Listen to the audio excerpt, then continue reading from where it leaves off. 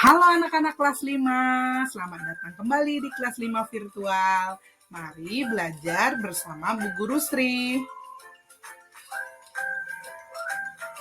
Pada pertemuan kita kali ini, kita masih belajar di tema 1, organ gerak hewan dan manusia, subtema 3, lingkungan dan manfaatnya, pembelajaran 5 dan 6. Sebelum belajar, tidak lupa Bu Guru mengingatkan agar anak-anak selalu mematuhi protokol kesehatan. Salah satunya dengan menerapkan 3M, mencuci tangan dengan sabun pada air mengalir, memakai masker, dan menjaga jarak. Pembelajaran kita hari ini memiliki 3 tujuan, yaitu yang pertama, dengan membaca, siswa mampu menjelaskan macam-macam kelainan pada otot manusia secara tepat. Yang kedua, dengan membaca, siswa mampu menjelaskan cara mencegah kelainan pada organ gerak manusia secara peduli. Dan yang ketiga, dengan membaca, siswa mampu menyebutkan ciri-ciri komik secara percaya diri.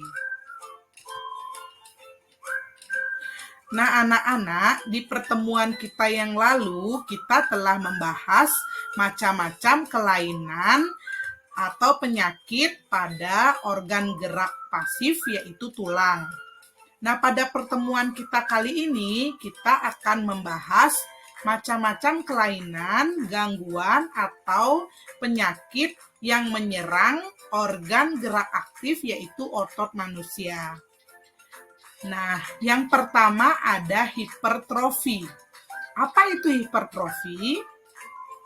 Jadi, hipertrofi itu adalah kelainan otot yang membesar dan menjadi lebih kuat karena sel otot diberikan kegiatan atau aktivitas yang terus-menerus secara berlebihan.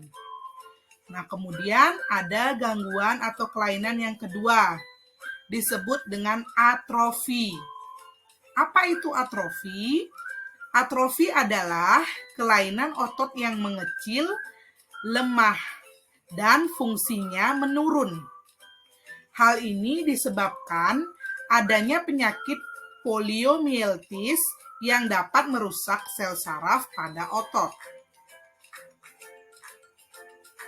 Kemudian ada stiff atau kaku leher. Nah, kelainan otot ini disebabkan karena adanya peradangan otot trapesius leher akibat gerakan yang menghentak secara tiba-tiba atau salah gerak. Kemudian yang terakhir ada tetanus. Tetanus adalah kelainan otot yang disebabkan oleh adanya infeksi bakteri Clostridium tetani. Tetanus menyebabkan otot menjadi kejang-kejang. Nah, anak-anak, untuk mencegah terjadinya kelainan pada organ gerak kalian, baik itu organ gerak aktif ataupun organ gerak pasif, kalian dapat menerapkan cara-cara berikut ini.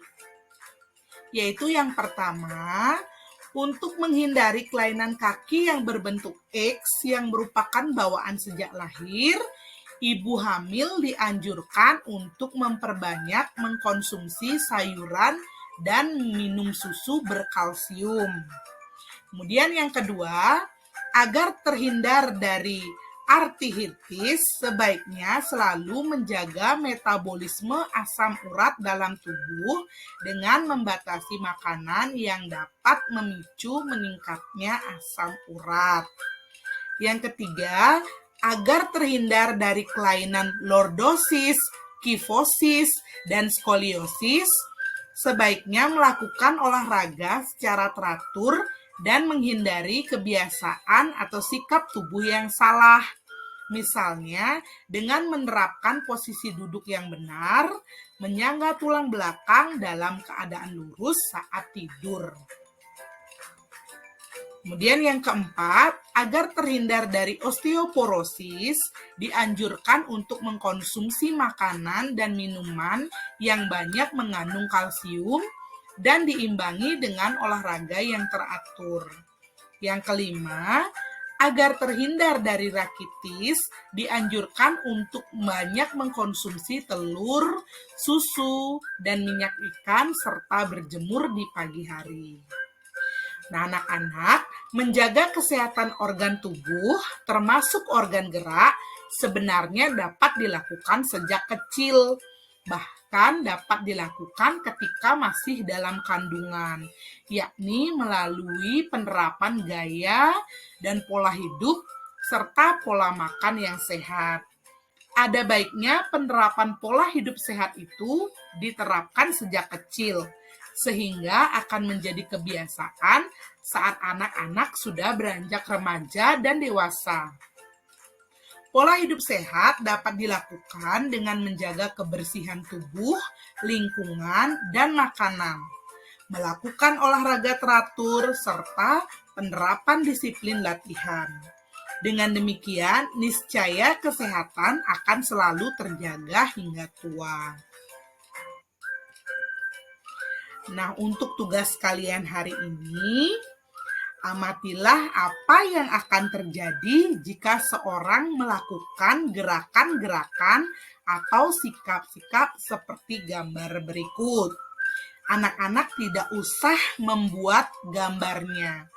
Jadi anak-anak cukup menuliskan pendapat kalian tentang apa yang mungkin terjadi pada anak-anak di gambar tersebut. Nah, anak-anak, pada pelajaran sebelumnya, kita juga telah mempelajari mengenai komik. Pada hari ini, kita akan membahas ciri-ciri komik. Jadi, ciri-ciri komik yang pertama yaitu hadir untuk menyampaikan cerita. Nah, pesan dan informasi disampaikan dengan menggunakan teks dan gambar. Yang kedua, proporsional. Keberadaan gambar dan teks yang berimbang membuat pembaca komik seakan-akan terlibat dan berperan langsung di dalam cerita.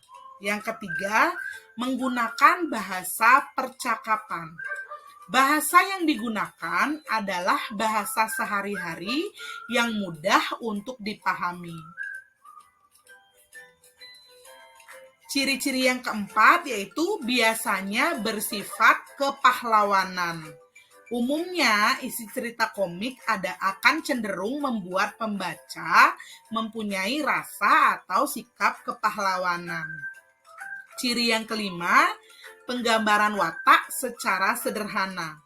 Penggambaran watak dalam komik dibuat secara sederhana agar pembaca mudah memahami isi cerita dan menangkap pesan yang akan disampaikan dalam cerita. Ciri yang keenam yaitu menyediakan humor. Kata komik berasal dari komik yang berarti jenaka. Humor dalam komik disajikan secara lugas sehingga akan mudah dipahami pembaca dan biasanya humor yang disajikan sering terjadi dan ada di masyarakat. Nah, itu adalah 6 ciri-ciri dari komik. Tidak terasa, sudah sampai kita pada penghujung pertemuan kita hari ini. Terima kasih sudah menyimak video ini dengan baik. Sampai jumpa di video berikutnya. Tetap semangat belajar dan semangat sehat.